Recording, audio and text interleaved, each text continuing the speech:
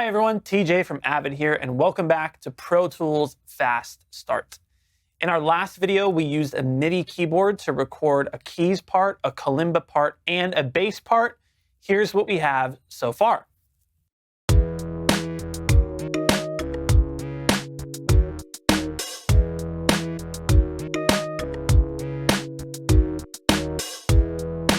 We're off to a good start. This is a strong foundation, but today we're going to dive into the world of recording audio. So whether your instrument is a guitar, a synthesizer, a microphone, whatever you play, I'm going to show you how to record it in Pro Tools. Now, I'm going to be recording on an electric guitar, but before we record, we do need to make sure that we have a device that allows us to record audio onto our computer. Now, there are several ways to do this. You might have a microphone on board your computer that Pro Tools can record. You might have a microphone that plugs into your computer via USB. But the best way to get audio into Pro Tools, in my opinion, is to use something called an audio interface. An audio interface plugs into our computer, in my case, via USB, and then we can plug our instrument into that, like a guitar or microphone, synthesizer, and it passes audio into Pro Tools. It's really high quality, and the added benefit is that it has headphone outs and speaker jack outs so that we can hear what we're doing while we're recording or monitoring, which is really essential. So if you don't have an audio interface, that's okay. There's plenty of ways to get audio into Pro Tools, but I do highly recommend that you pick one up if you haven't yet. So whatever your device is, you'll need to make sure that Pro Tools recognizes it and knows how to receive and send audio through it. And I'm going to show you how to do that right now. First thing we do is we scroll up to this setup option. We click and we move down here to playback engine.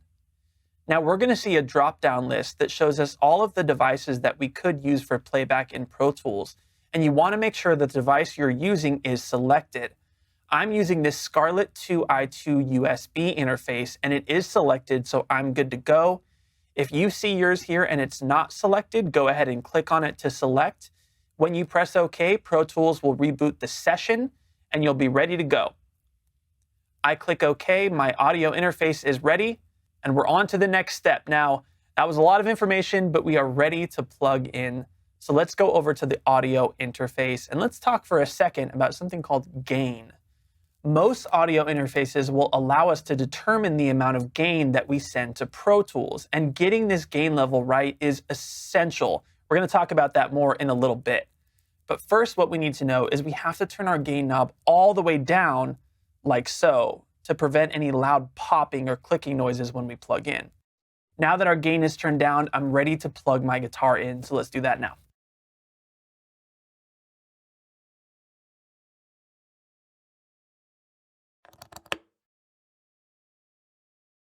Now, let's go back to our edit window, and we can see that we have some tracks listed here that can receive audio.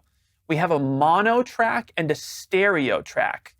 Now, there's a simple difference between these two. In most cases, when you're plugging something into your interface, like a guitar or a synthesizer or a microphone, you're just sending one signal. And when you're sending one signal, you want to use a mono audio track to record it. The difference between mono and stereo is that a stereo audio track has two channels. This is for when you're dragging something into Pro Tools, like a completed track that has two channels left and right. Now, there can be a little more to it than that, but essentially what you want to know is when you're plugging something into your interface, like a microphone or an instrument, you're going to want to use mono audio. So in our mono audio track, we want to go over to this section that says I/O. And we want to make sure that the input selected matches the input on our audio interface. Now, if you remember, I plugged my guitar into input 2 on our audio interface.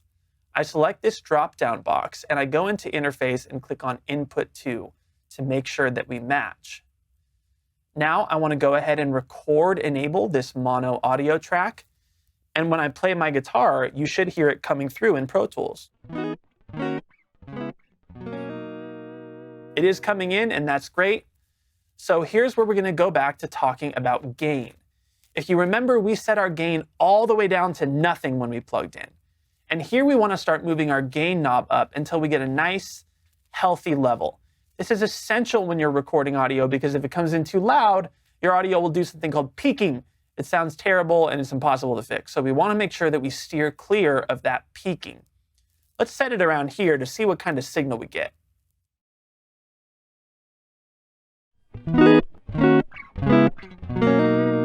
Okay, that sounds pretty good, but if I dig in on my guitar a little more, we see this little yellow indicator come up in our meter that's kind of warning us, hey, you're getting kind of close to peaking. We don't want to be anywhere near that, so I'm going to turn my input gain down just a little more. Let's see where that gets us.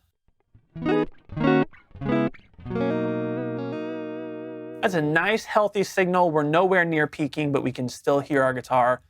So we're ready to go. Now, the next thing that we're going to do is we're going to load up a sound. What we're hearing right now is just me plugged directly into an audio interface, and we're missing a crucial part of guitar, which is an amplifier. Up until now, we've been using virtual instrument plugins that we trigger via MIDI.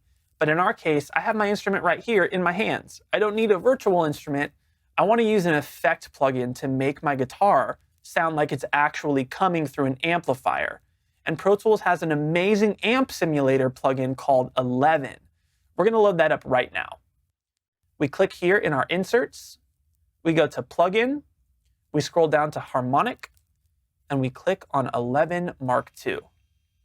Now 11 is going to load up with this really cool high gain distorted guitar sound, but I want a nice clean guitar sound for this track.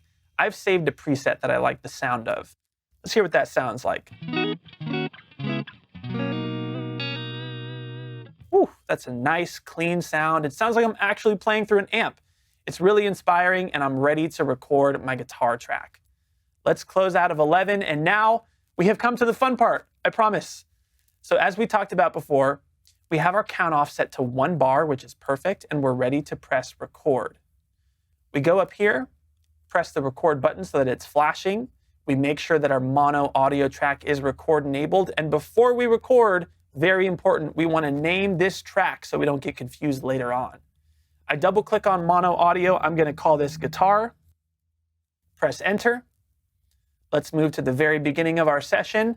And here we go. I'm going to press spacebar. Pro Tools is going to count us in. And I'm going to start playing.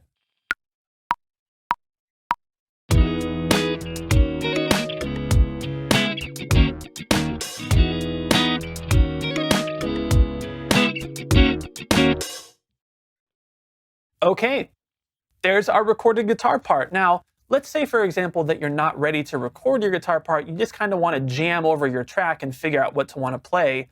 Or maybe you even just want to practice. You'll notice that if I delete my guitar part and I press play along to my track, you won't hear my guitar coming through. That's where this option called input monitoring comes in really handy. If we click it, it turns green, and I can loop my track and play along with it without recording anything that I'm doing.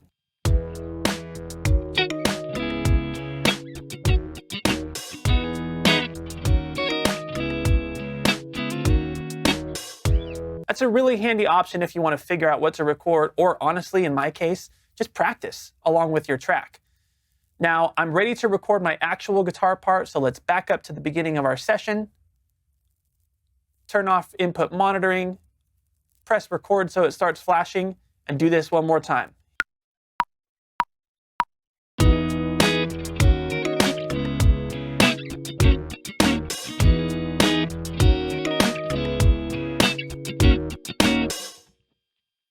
Press spacebar to stop, and there is our recorded guitar part. Now, I recorded it a little longer than what our loop length actually is. But if I click here at the end of our clip and press B, I can separate it. And now, because I'm using the Smart tool, if I scroll down to the bottom of my clip, my mouse turns into a grabber icon, and I can click to select this little chunk at the end and press delete to get rid of it. Now, my guitar will loop in perfect time with the rest of my song. Let's hear what it sounds like.